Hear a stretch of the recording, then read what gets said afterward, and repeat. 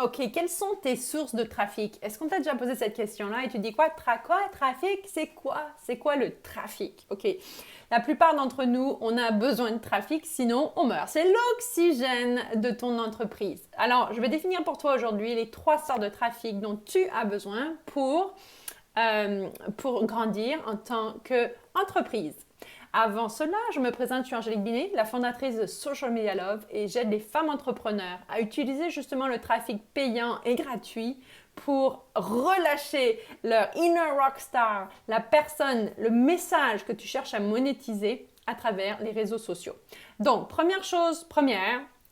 première chose, c'est que tu connais sans doute, je vais t'écrire ça ici, que le premier sort de trafic, c'est ce qu'on appelle le trafic payant. OK? Alors, payant, ça veut dire que tu inclus de l'argent et en échange de l'argent, la personne ou l'outil va t'apporter des personnes qui vont vouloir soit te donner leur email, qui vont vouloir acheter tes produits, qui vont vouloir s'inscrire à tes webinaires, peu importe quel est ton système de vente. OK? Donc, par exemple, les publicités Facebook, Instagram, Pinterest, c'est du trafic payant. C'est un exemple parmi tant d'autres. Google, la même chose. Donc ça, c'est ta première source de trafic. Le deuxième dont tu entends parler souvent, mais pas de la même façon, c'est le trafic gratuit. Celui que je dis toujours, c'est celui que tu mérites, pas seulement du travail, encore plus.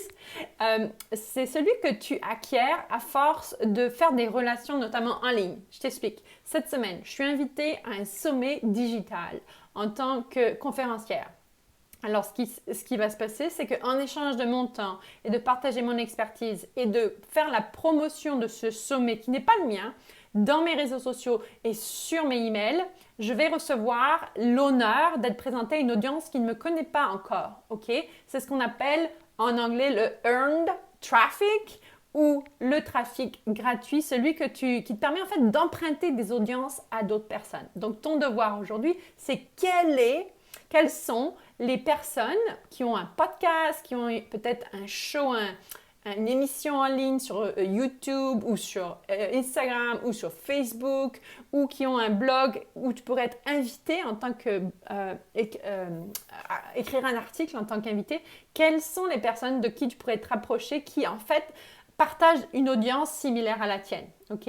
Et une fois que tu as identifié ça, tu peux passer du temps à interagir avec ces personnes-là en ligne et puis un jour, elles t'accepteront comme invité sur leurs propres émissions ou leurs propres activités digitales.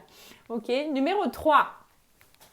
Eh bien, tout simplement, mais c'est le but. Le nerf de la guerre, c'est le numéro 3. C'est le trafic que tu possèdes. Donc, c'est celui qui est le tien.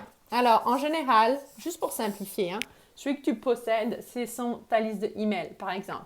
Il y a certaines personnes qui considèrent que les audiences que tu as dans les réseaux sociaux sont à toi, tu les possèdes. Personnellement, je préfère mettre celle-ci dans la catégorie numéro 2. J'emprunte Facebook, j'emprunte Instagram pour attirer à moi une audience, ok?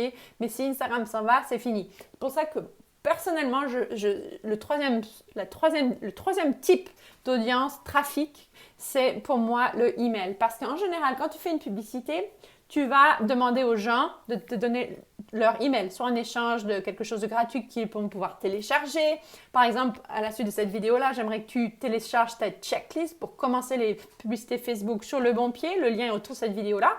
Donc, en échange de ton email, tu vas recevoir de la valeur de ma part et ensuite, je vais pouvoir continuer à t'enrichir, à te nourrir, à t'éduquer par rapport aux réseaux sociaux, ce qui fait que peut-être à un moment donné, tu achèteras un de mes produits. OK? Donc, c'est la même chose pour ton entreprise.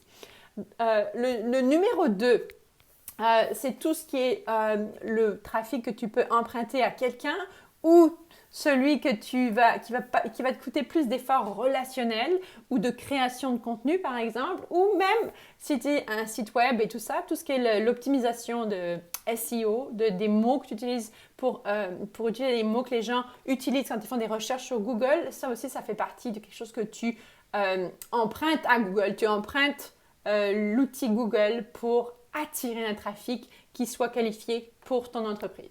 Et celui que tu possèdes, c'est le email. Donc, dans les deux cas, que tu fasses du payant ou du gratuit, le but du jeu, c'est d'avoir les gens sur ta liste de email parce que la liste de email, tu peux tout simplement que tu sois sur MailChimp, que tu sois sur ActiveCampaign ou sur Infusionsoft, tu peux carrément les télécharger. Comme ça, si tout disparaît, admettons que tous les réseaux sociaux disparaissent ou même MailChimp disparaît, mais toi, tu as téléchargé régulièrement tes emails sur ton ordinateur. Tu vas pouvoir continuer à contacter ta liste de clients et ta liste de clients potentiels. J'espère que ça t'aide. Dis-le-moi dans les commentaires. Est-ce que ce genre de contenu t'apporte quelque chose ou est-ce que tu as d'autres questions pour aller plus loin ou pour explorer un autre aspect de la machine digitale dans les réseaux sociaux qui vont t'aider à partager ton message et surtout à le monétiser. À bientôt. Ciao, ciao.